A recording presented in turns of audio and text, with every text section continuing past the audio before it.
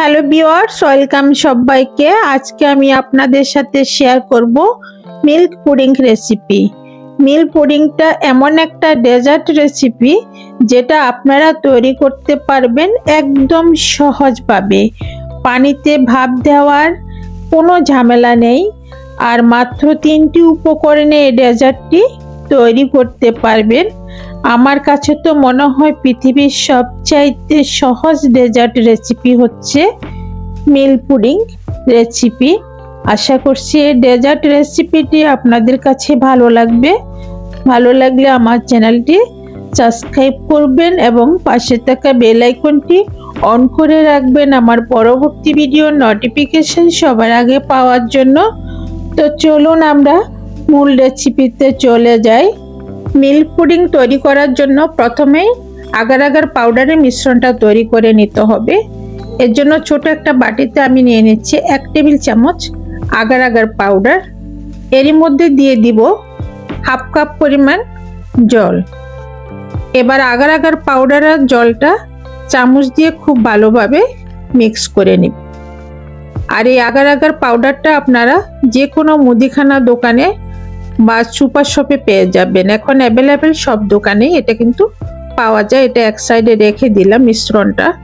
এদিকে প্যানের মধ্যে দিয়ে দিচ্ছি 4 কাপ পরিমাণ তরল দুধ। দুধটাকে আমি আগে জাল করে ঘন করে নিয়েছি। চুলাটা অন করে দিয়েছি। এবার দিয়ে দিচ্ছি হাফ কাপ পরিমাণ চিনি। চিনিটা আপনারা টেস্ট অনুযায়ী দিতে পারেন, আমি হাফ কাপে দিয়েছি। আর দিয়েছি 1 চা চামচ ভ্যানিলা এসেন্স, এটা ফ্লেভারের জন্য দিয়েছি। এই এসেন্সটা দিলে খুব সুন্দর একটা ফ্লেভার আসে।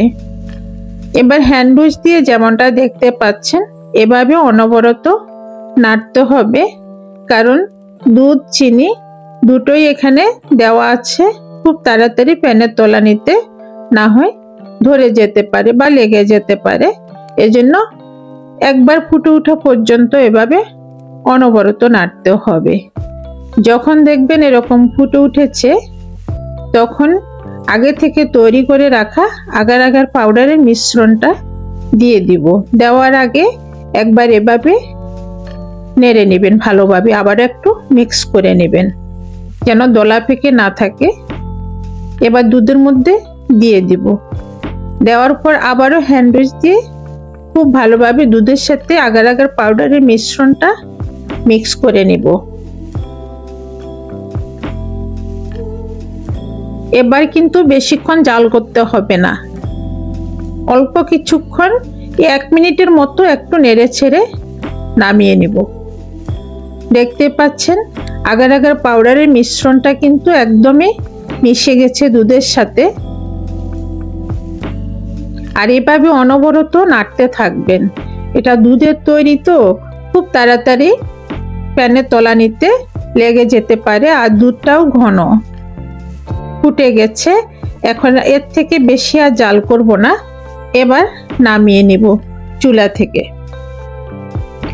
যে পাত্রে আমি পুডিংটা সেট করব সে পাত্রটা আমি আগে থেকে রেডি করে রেখেছি। এবার প্যান থেকে সরাসরি ওই পাত্রের মধ্যে ঢেলে দিব দুধের মিশ্রণটা। পুরোটাই ঢেলে দিয়েছি।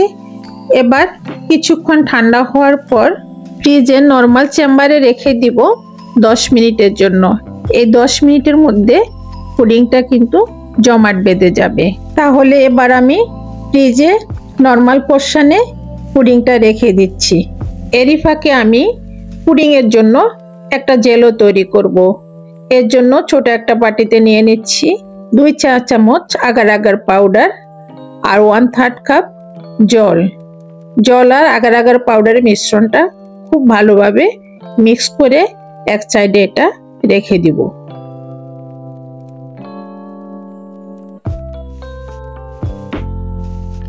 এদিকে চুলাটা অন করে প্যানের মধ্যে দিয়ে দিচ্ছি 1 কাপ পরিমাণ জল, হাফ কাপ পরিমাণ চিনি আর দিব 1 টেবিল চামচ লেবুর রস।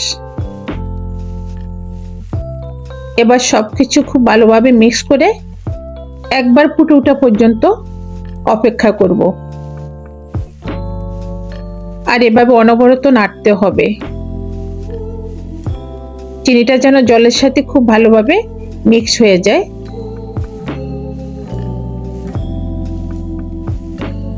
একবার যখন ফুটে উঠবে এর মধ্যে দিয়ে দিব রেড ফুড কালার। এটা আমি লাল রঙেরটা দিয়েছি, আপনারা যে কোনো রঙে দিতে পারেন। এটা জাস্ট সৌন্দর্যের জন্য, যদি না দিতে চান না দিলেও চলবে, সাদা করতে চান তাহলে সাদাও হবে। এবার দিয়ে দিব আগার আগার পাউডারের মিশ্রণটা, যে মিশ্রণটা তৈরি করে রেখেছিলাম আগে, ওই মিশ্রণটাকে আবারও একটু নেড়ে ছেড়ে মিক্স করে তারপর জেলোর মধ্যে দিয়ে দিব।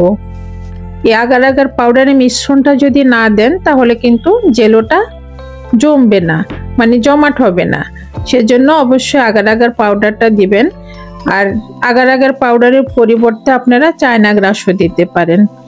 তো আমার কাছে আগার আগার পাউডার ছিল, আমি তাই আগার আগার পাউডার দিয়ে করেছি। এটা যে কোনো তরল কিছুকে জমাট করতে সাহায্য করে। 1 মিনিটের মতো এভাবে অনবরত নেড়ে ছেড়ে এবার আমি নামিয়ে নিচ্ছি জেলোটা। এদিকে পুডিংটা কিন্তু আমি ফ্রিজ থেকে বের করে নিয়েছি 10 মিনিট পর। এটা কিন্তু একদমই জমে গেছে দেখেন। এখন আমি একটা নাইফ দিয়ে পুডিংয়ের চারপাশটা অল্প করে কেটে নেব। অল্প করে 1/2 ইঞ্চির মতো করে পুডিংয়ের চারপাশটা কেটে নিব। যেমনটা দেখতে পাচ্ছেন ঠিক তেমন করে চারদিকটা আমি কেটে নেব। তারপর বোর্ডটাকে আমি পুডিংয়ের বাটির উপরে দিয়ে উল্টিয়ে নিব। পুডিংটাকে উল্টিয়ে নিব। দেখেন আমি কিভাবে দিচ্ছি, এভাবে দিয়ে উল্টিয়ে নিব। খুব সুন্দরভাবে পুডিংটা সেট হয়ে গেছে দেখেন। সাইডে যে অংশটা কেটেছি 1/2 ইঞ্চি করে, সেটা বের করে নেব।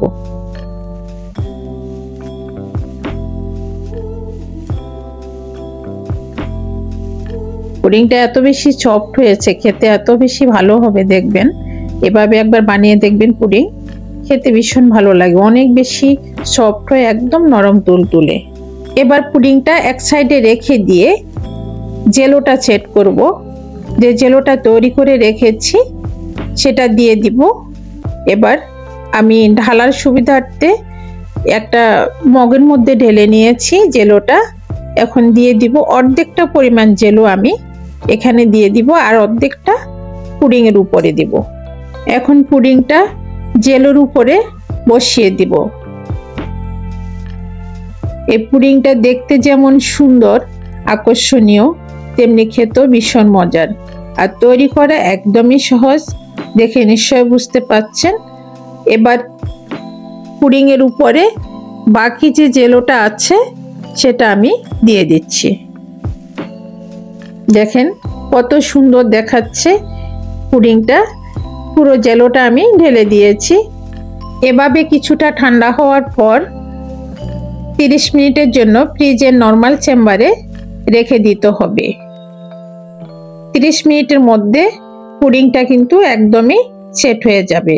আমি 30 মিনিট পর পুডিংটা ফ্রিজ থেকে বের করে নিয়েছি। দেখেন একদমই সেট হয়ে গেছে, হাতের মধ্যে লাগতেছে না, খুব সুন্দরভাবে বসে গেছে পুডিংটা। এবার একটা নাইফ দিয়ে মাঝ বরাবর কেটে নিচ্ছি। তারপর এভাবে সমান করে কেটে নিব। আপনারা আপনাদের পছন্দ অনুযায়ী কেটে নিতে পারেন, যার যেমন পছন্দ হয় তেমন করে কেটে নিতে পারেন। আমি একটা পিস দিয়ে উঠিয়ে দেখিয়ে দিচ্ছি। দেখেন কত সুন্দর হয়েছে, কত আকর্ষণীয় হয়েছে। আশা করছি রেসিপিটি আপনাদের সবার কাছে ভালো লাগবে। আর আপনাদের কাছে আমার ছোট্ট একটি রিকোয়েস্ট, প্লিজ আমার চ্যানেলটি সাবস্ক্রাইব করবেন এবং পাশে থাকা বেল আইকনটি অন করে রাখবেন আমার পরবর্তী ভিডিও নোটিফিকেশন সবার আগে পাওয়ার জন্য। সবাইকে অনেক ধন্যবাদ।